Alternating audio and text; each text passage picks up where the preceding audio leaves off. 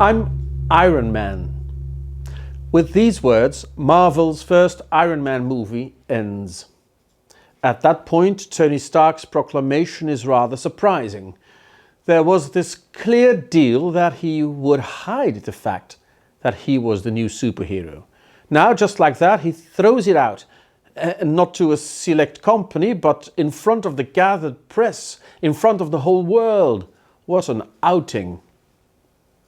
The movie as a whole has led up to this moment. The story centers on the question, who is Tony Stark? Of course, nice for him that he ends up being a superhero. But even in a world where these heroes do not actually exist, the principle of this quest is present, relevant, and even extremely important. In every man's life, there is this moment where an I am statement is required. Especially young people have to deal regularly with life questions determining their identity. Who am I is the central question in the growing process. Am I a tennis player or a ballet dancer? Am I an egghead or a player? Am I supporting Manchester City or Liverpool? How would I describe my sexual identity? Who do I want to be? Am I allowed to be my true self? It reminds me of a scene from the sitcom Merry Happy Whatever. A 13-year-old boy confides in his parents and stammers, "I am." In the subsequent silence, every viewer completes the sentence, much in the same way the boy's parents obviously anticipate what they are about to hear. Especially the boy's father is not ready to be confronted with the truth he is anticipating. "I am an atheist," the boy finally admits. The sigh of relief from his parents is very telling. Iron Man is a movie about the process that leads up to a statement like this. Obviously something very present in the life of young people, but not absent in the life of people my age. Even if the big choices have already been made, the question remains, who am I, really? The answer to this monumental question has 3 layers at least. All 3 of them are present in Iron Man. The first layer is about discovering yourself. Every person is different, everyone has his quirks. These can be genetic or they can be the result of a process. Both your history and your education can be the origin of who you have become. Anyway, one day you discover they are a part of you and nothing can change that anymore. Tony is aware of the fact that he's haughty and arrogant. He's not a team player and he knows it. To be able to really see yourself as you are requires a process of acceptance. You have to recognize that the only instrument you have to build yourself is you. If you don't settle into the person you are, you'll never grow to become the person you can be. And that brings us to the second layer. The fact that part of us is immutable doesn't prevent us from evolving. Everybody goes through a process of growth. Everyone is offered the chance to take up the issues they have to deal with. The question of identity, then, is no longer limited to what the situation is, but is also about what you're longing for. What do you want to be the focus of your life? Where do you want to situate yourself in this world of ours? This is about our choices.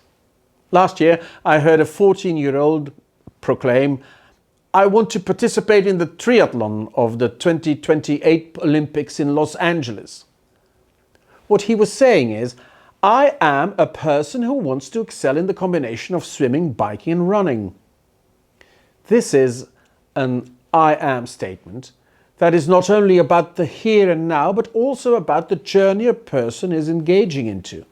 In his case, a journey of working on swimming techniques, of permanent physical training, and of a growing physical and mental discipline.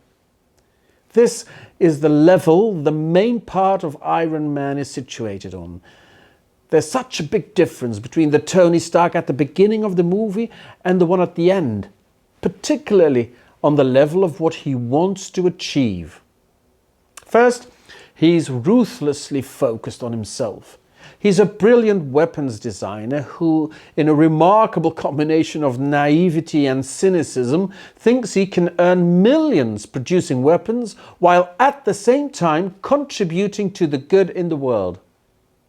When he finally discovers that his weapons in the hands of terrorists become an instrument of evil, his eyes are opened. The biggest mass murderer of America, he's called. When at the end of the movie he says, "I'm Iron Man," what he is describing is the result of a personal transformation. He has become a different person. This transformation is not something that came from within. It came about through the encounter with other people. And there we find the third layer of identity. You become yourself thanks to the appeal of others. Let's identify two such encounters in this movie. The first person appealing to Tony is Ho Yin-sen, the scientist who saves Stark's life with an electromagnet near his heart, when Stark is taken a prisoner by terrorists somewhere in the Middle East. After Stark himself witnessed how many of his weapons actually end up in the hands of the bad guys, Yin-sen urges, "Listen, what you just saw, that's your legacy, Stark. Your life's work in the hands of those murderers. Is that how you want to go out? Is this the last act of defiance of the great Tony Stark? Or are you going to do something about it?" That is the exact moment when in Stark's head the idea of Iron Man is conceived. The plan of the two men will result in Yin-sen dying. At that moment it becomes clear that this had always been the plan of good Yin-sen, giving his life in order for Stark to be liberated. The link with Jesus is obvious. The last dialogue between Stark and Yin-sen you could easily read as a conversation of Jesus with his disciples. "Thank you for saving me," Tony says. The dying Yin-sen replies, "Don't waste it. Don't waste your life." That's a serious appeal. That will change Tony Stark's life focus forever. A beautiful character, this Ho Yin-sen. A more subtle appeal comes from Miss Pepper Potts, Stark's charming assistant. A bit reluctantly, she gets involved in the replacement of Yin-sen's electromagnet that is keeping Stark alive. When she asks Tony what to do with the old magnet, he tells her to destroy it. Instead, Pepper turns it into a gift. Beautifully presented, she gives it to Stark with the inscription, "Prove that Tony Stark has a heart." Much more subtle than the words of Yin-sen, but again, this is an appeal. "I know you have a heart," Miss Potts reminds her boss. "You try to cover it and ignore it. You hide behind a facade of cynicism and arrogance. You drown yourself in the brilliant invention of the Iron Man suit, but I know that you have a heart. Are you aware of it yourself? And will you allow this heart to determine who you are in the end?" It's no coincidence that precisely this present will literally save Tony Stark's life. Incidentally, it's Pepper Potts who opposes most to the consequences of Stark's growth as a person. When she understands how dangerous it is to be Iron Man, she refuses to cooperate anymore. "You're gonna kill yourself, Tony, and I'm not going to be a part of it." In his answer, Tony refers to Yin-sen's appeal. "I shouldn't be alive unless it was for a reason. I'm not crazy, Pepper. I just finally know what I have to do." What an important sentence in a man's life. Finally, I know what I have to do. And how beautiful that he connects it to his heart. I know in my heart that it's right. It's as if he finally understands he has received a new heart.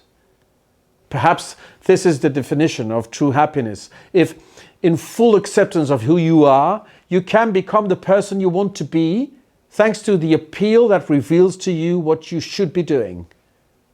This is a kind of happiness that doesn't just fall into your lap. The movie clearly shows that it requires a painful process. A striking image of that is the desert experience. Only when Tony is separated from his luxury and pleasure bubble, when he has lost almost everything, only then there is room for truth. It's within this crisis that a new future dawns.